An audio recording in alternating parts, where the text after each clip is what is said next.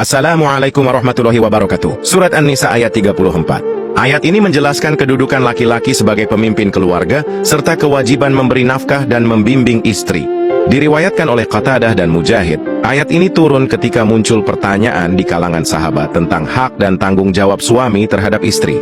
Ayat ini juga membahas langkah bertahap dalam menghadapi istri yang nusyus, durhaka, yaitu nasihati, pisah ranjang. Ayat ini diturunkan sebagai aturan penyelesaian konflik rumah tangga. Ayat 35. Ayat ini turun sebagai solusi jika suami istri berselisih dan dikhawatirkan bercerai.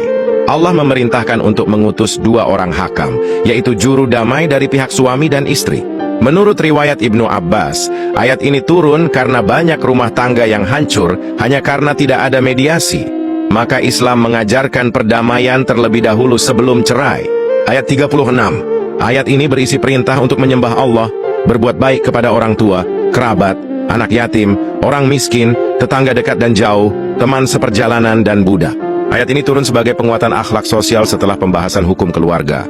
Menurut sebagian riwayat dari Ibnu Mas'ud, ayat ini menjawab pertanyaan tentang siapa yang berhak mendapat perlakuan baik dalam kehidupan sehari-hari. Ayat 37. Ayat ini menjelaskan celaan terhadap orang yang kikir dan melarang orang lain bersedekah. Diriwayatkan oleh Ibnu Abbas, ayat ini turun tentang orang Yahudi Madinah yang menolak membayar zakat dan menghalangi orang lain bersedekah.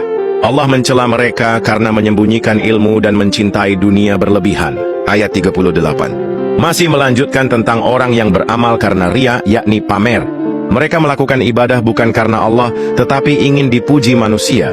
Ayat ini turun tentang orang-orang munafik yang menampakkan Islam tetapi hatinya kosong dari iman. Ayat 39. Ayat ini bertanya secara retoris, apa kerugian mereka jika beriman kepada Allah dan hari akhir lalu bersedekah? Ayat ini turun untuk menegur orang-orang yang menghalangi kebaikan.